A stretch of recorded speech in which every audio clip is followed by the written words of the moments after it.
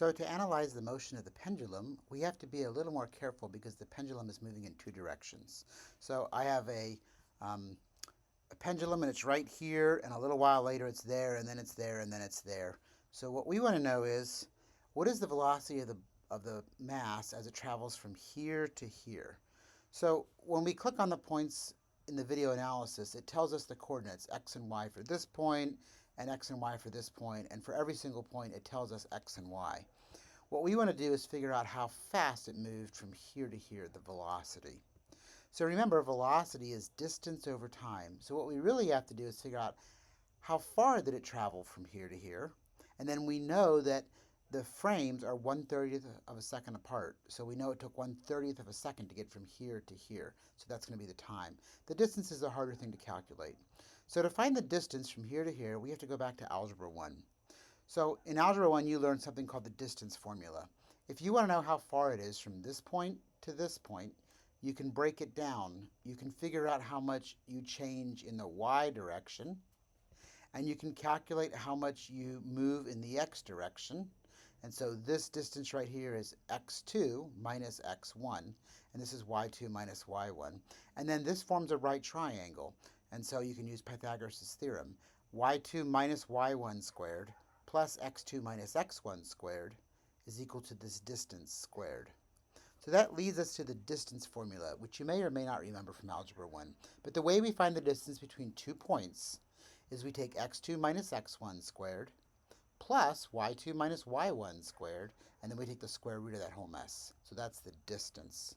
So the way we're going to calculate the velocity is we're going to do the same thing, take x2 minus x1 squared plus y2 minus y1 squared, take the square root of the whole mess, and then divide it by the time that it took the ball to get from this point to this point, which is 1/30th of a second.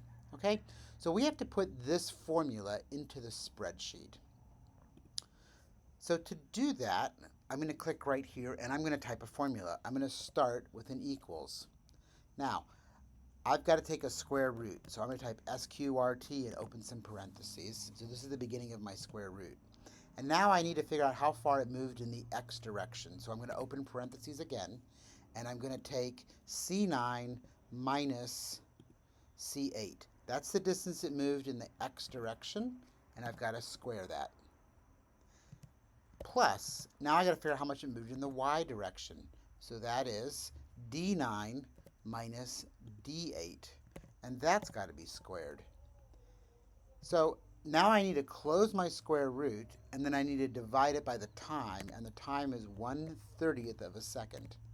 So there's my formula to calculate the velocity of the ball as it moved from here to here. So from the first point to the second point. When I hit enter, it does the calculation, and it gives me a number, and yours may not be exactly the same because you clicked in slightly different points, but it's something close.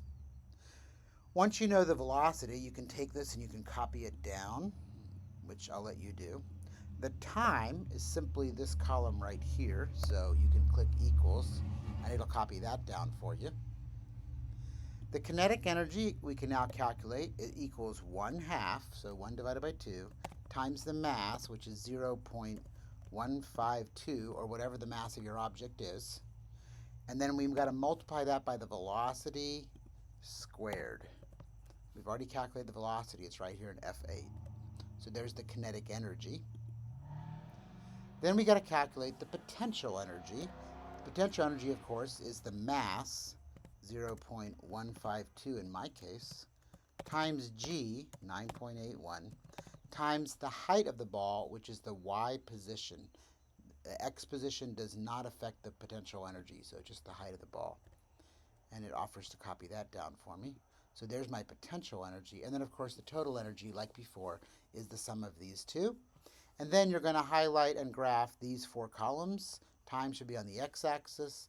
Energy should be on the y-axis. You might have an outlier for the first or the last point. If that happens, just highlight the entire row at the beginning and delete it, or the bottom row and delete it. And then you can finish your graph. Very similar to how we did part A. Okay? All right, good luck.